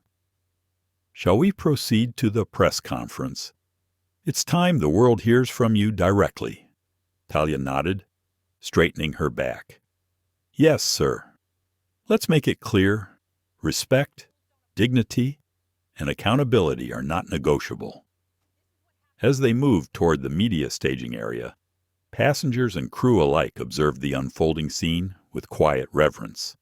Talia's small frame, quiet voice, and unwavering composure had transformed the airport terminal into a space of reflection and acknowledgement. The lessons of Flight 312 would resonate far beyond Denver, influencing passengers, staff, and viewers alike. Even Laura Green, observing from her temporary station, could not ignore the example set before her. Recognition and introspection flickered across her face, an understanding that actions have consequences, and that respect, once earned, demands accountability. Tahlia Brooks walked forward, head held high, silver chain catching the light. The mantra she whispered under her breath, "Still I rise," now carried not just personal affirmation, but a statement for anyone witnessing the unfolding accountability. Courage, dignity, and composure could create change where assumptions and biases once held sway. She reached the press area, ready to address the world, knowing that today had demonstrated a simple yet profound truth, standing firm in truth, even when underestimated, can alter perceptions, instill accountability, and inspire others to demand fairness in every space they occupy. The media staging area buzzed with anticipation. Cameras were adjusted, microphones tilted, and reporters shuffled papers while quietly whispering to colleagues. Aurora Air executives hovered near the edges, ensuring logistics and corporate protocol. But the attention centered on one small figure standing tall despite her slight frame. Tahlia Brooks stepped to the podium, her hands resting lightly on the smooth surface. Her hoodie was clean, pressed in the fresh light of the terminal, but her eyes retained the quiet fire from the ordeal earlier aboard Flight 312. She inhaled deeply, the mantra she had silently repeated all day. Still I rise, settled into her mind with a grounding rhythm. Every breath became a tether to composure, courage, and clarity. She scanned the room, noting the mixture of awe, curiosity, and the occasional skepticism on faces throughout the crowd. Her voice, when it emerged, was calm but carried unwavering authority. "Good evening," she began, her tone steady yet compelling. "My name is Tahlia Brooks. I am 14 years old, CEO of NovaYouth Analytics, and a shareholder of Aurora Air. Earlier today, I experienced treatment that was unfair and discriminatory. It was not due to my actions, my accomplishments, or my behavior. It was solely because of my age and my appearance." The room quieted, reporters adjusting their microphones, some furiously scribbling notes. She continued without hesitation. "On Flight 312 from Atlanta to Denver, a flight attendant spilled coffee on my personal property and refused to provide basic service, mocking me for my position and presence. This was witnessed by other passengers and recorded by crew members who understand the significance of what occurred." She paused briefly, letting the gravity of her words settle. The mantra had guided her, but now she allowed vulnerability to interlace with authority, making her presence tangible. This isn't about vengeance. This is about accountability. One person's discomfort cannot justify the humiliation of another. Leadership, at any age, requires courage and resilience. Accountability is not a suggestion, it is an expectation. Jonathan Everett stepped back slightly, allowing her to take center stage. His eyes, filled with a mix of pride and strategic foresight, signaled full support. Behind him, operations managers noted every movement, ready to implement immediate measures and policy revisions and staff retraining. A reporter, tentative yet pressing, raised a hand. "Miss Brooks, some might argue that age and experience are important in business contexts. How do you respond to critics who question a teenager taking such a stand?" Tahlia's eyes remained firm. Age does not diminish responsibility, knowledge, or impact. "What I did today was not extraordinary because of my age. It was extraordinary because it upheld truth and dignity. Anyone, at any age, can speak up against injustice when they are grounded in integrity. This is a universal lesson." A hush fell over the room. The depth of her calm, her measured words, and the clarity of her message impressed even the most seasoned journalists present.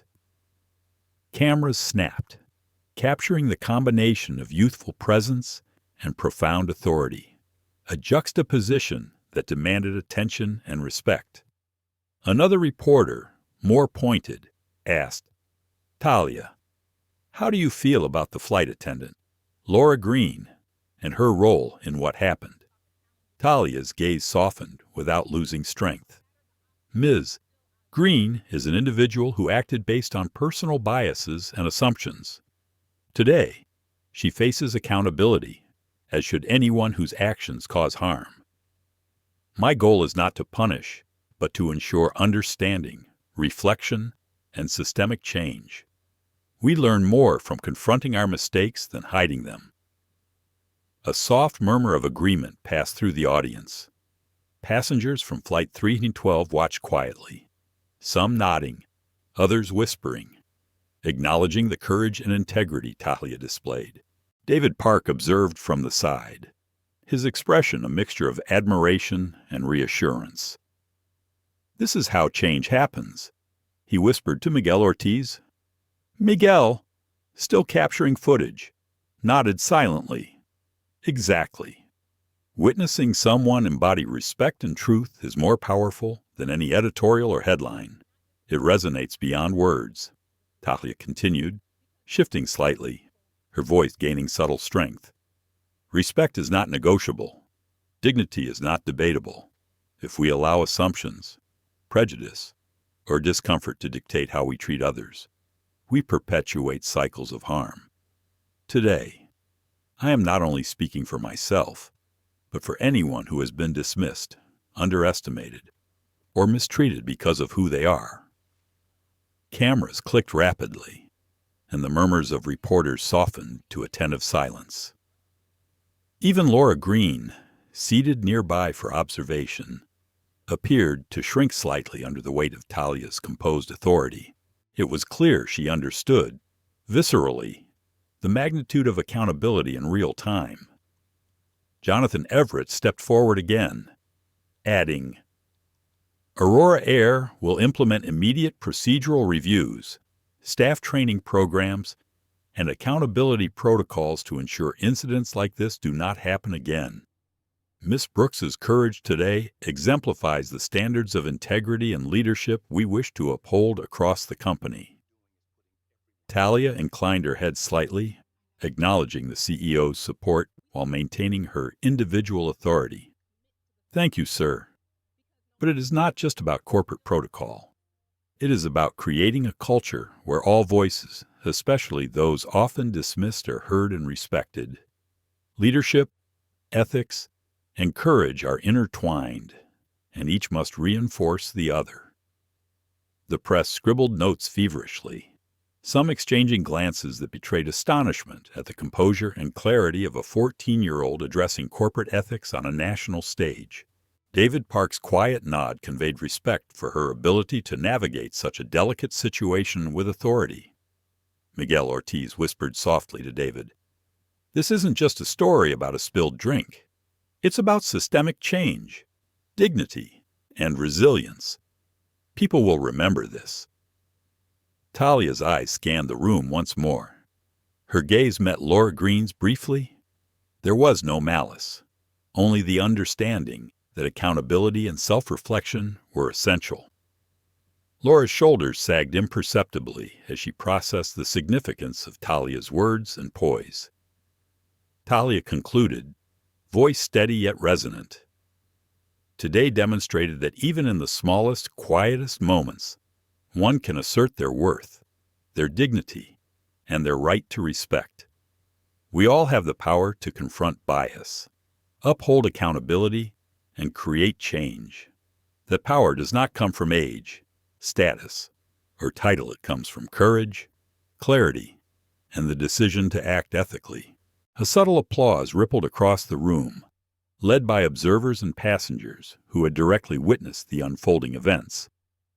Cameras clicked, microphones picked up the resonance, and the terminal seemed to momentarily still, acknowledging the profound lesson delivered with poise, intelligence, and integrity. Tahlia stepped down from the podium, the mantra echoing softly in her mind. Still I rise. Every step she took reflected the lessons learned, the courage exercised, and the ethical framework she embodied. Today, a small voice had commanded attention, demanded respect, and reshaped perceptions. As she moved toward the exit of the media staging area, the collective recognition of her presence and authority was tangible. Reporters murmured their appreciation, passengers nodded quietly, and corporate staff absorbed the example set before them. Tahlia Brooks had transformed what began as humiliation into an exemplar of courage, accountability, and dignity that would resonate far beyond Flight 312. Even Laura Green, escorted through a separate passageway, understood that a quiet, principled confrontation could outweigh years of authority or assumed superiority. Tahlia's actions had transcended individual conflict.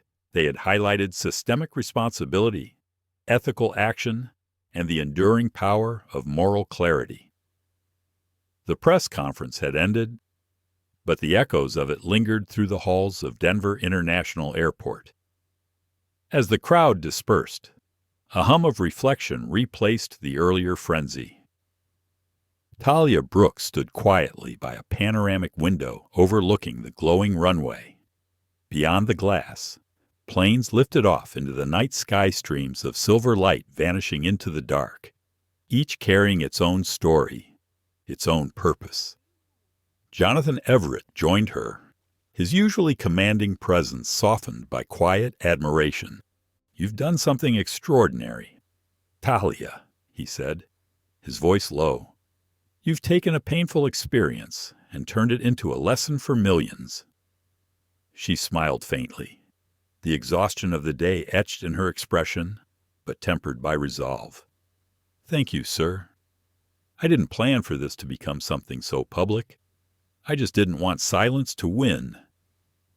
Jonathan nodded, eyes thoughtful. "That's exactly why it mattered. Courage isn't loud, it's steady.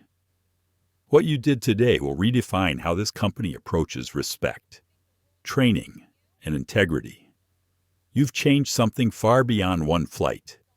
Behind them." Miguel Ortiz finished packing his camera equipment. His notebook was filled with careful handwriting, each line capturing moments that transcended news. He knew this story would outlive the headlines. It wasn't just about a teenager standing up to discrimination. It was about the power of composure and accountability in a world too quick to overlook quiet strength. David Park approached, a kind smile on his face. "Your voice carried farther than you know." "Miss Brooks," he said, "when you spoke up, I saw something shift in the room. People really listened." Tahlia looked up at him, eyes calm but shimmering with quiet conviction. "People listen when they feel truth. I didn't want to be angry. I wanted to be understood." David nodded. That's what made it powerful.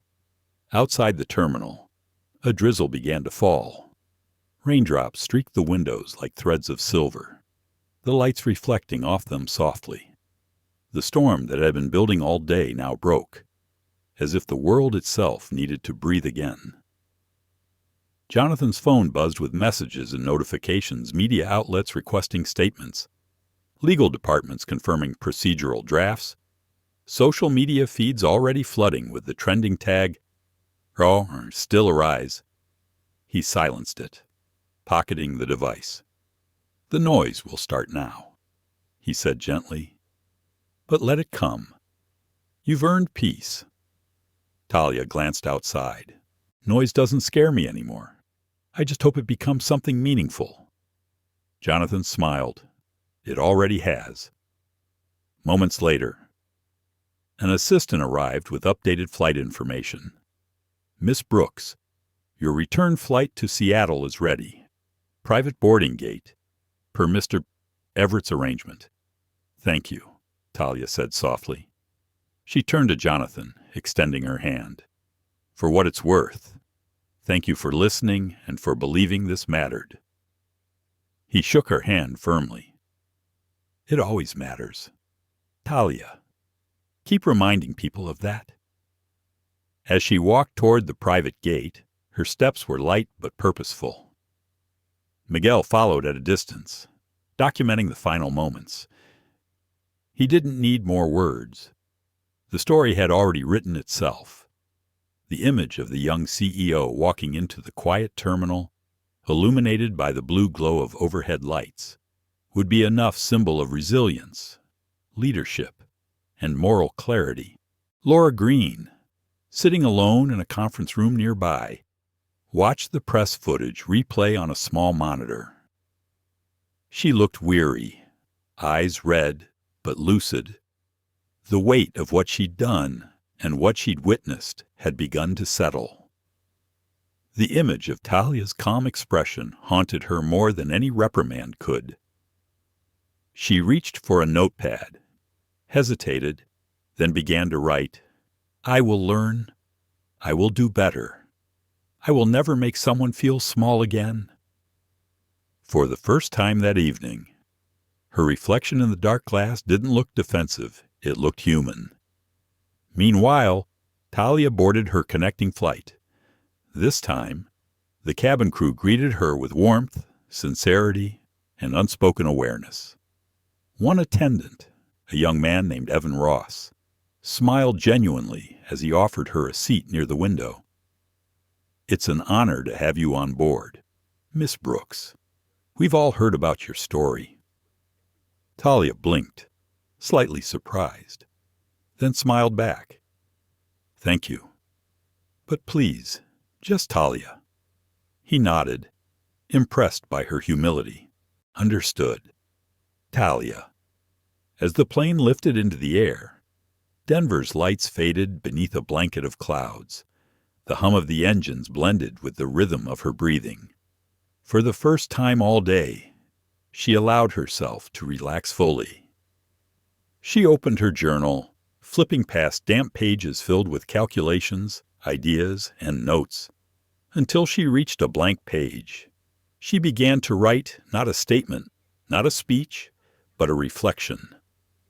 "Today, I saw what happens when truth meets resistance. But I also saw what happens when courage stays calm. Change doesn't need anger or needs endurance. Dignity isn't given, it's lived. Still I rise, not because I want to prove them wrong, but because standing tall feels right." The pen glided smoothly across the paper. The act of writing, simple and steady, grounded her again. The flight continued smoothly. Outside, stars flickered faintly beyond the clouds, small points of light in the vast darkness, much like the lesson she had embodied that day. The world could be indifferent, even cruel, but the strength to rise remained an unshakable constant. As they began their descent toward Seattle, the city lights shimmered like reflections on water. Tahlia closed her notebook and held it against her chest. She thought of her mother, Dr. Tahlia Brooks, who would be waiting at the gate, likely with open arms and tearful eyes. She could already hear her mother's voice. "You didn't just speak. Baby reminded them to see." When the plane landed, Tahlia walked down the jet bridge, the cool Pacific air brushing against her skin. Althea stood waiting just beyond the gate, her eyes glistening the moment she saw her daughter. "Tahlia," she whispered, pulling her into a warm embrace. "You did it." Tahlia hugged her tightly. "I just told the truth. Mom."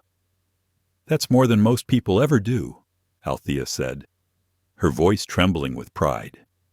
"And you did it with grace." Reporters stood further back, maintaining respectful distance as the reunion unfolded. Miguel captured a final image, mother and daughter embracing under the airport lights. 2 generations of strength joined by love, resilience, and dignity. As they exited the terminal together, Tahlia looked once more at the night sky. The same words repeated in her heart, as naturally as breathing. "Still I rise." The noise of the world would come headlines, interviews, reactions, but she was no longer afraid. The storm had passed, and what remained was clarity, purpose, and an unshakable peace. By the time they reached the car, her mother squeezed her hand. "You know," Althea said softly, "every person on that flight will remember you for the rest of their lives. You turned humiliation into healing." Tahlia smiled, her voice barely above a whisper. "That's all I ever wanted. Mom, to turn pain into something that teaches." As the car pulled away from the terminal, the airport lights faded behind them. The hum of the city awaited, reminder that tomorrow would bring new challenges, but also new chances to lead with courage. And somewhere, far above in the quiet sky, another flight took off into the night.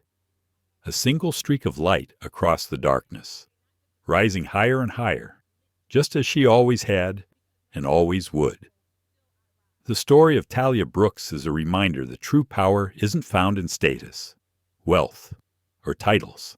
It's found in composure, empathy, and truth. When faced with humiliation and bias, Tahlia didn't retaliate with rage. She responded with dignity. In doing so, She reminded us that the calmest voice can echo farthest in a world that too often rewards aggression. Her choice to stay grounded became a powerful lesson in restraint. Respect cannot be demanded, it must be demonstrated. Her courage invites us all to ask, how do we react when someone tests our worth? Do we let anger define us, or do we hold on to grace and let integrity speak louder? For older generations who've weathered their share of injustice and silence. Tahlia's story is a bridge between past and future, a call to keep teaching the value of patience, ethics, and self-respect. We cannot always control how others treat us, but we can always control how we rise. Her journey teaches that quiet strength is not weakness, it is wisdom in motion. Thank you so much for watching this story of courage and compassion. If Tahlia's journey moved you, please take a moment to like, share, and subscribe to our channel.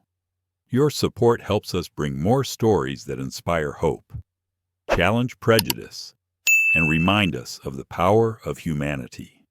Every view, every comment, every share keeps these voices alive. Let's keep standing for respect and rising together.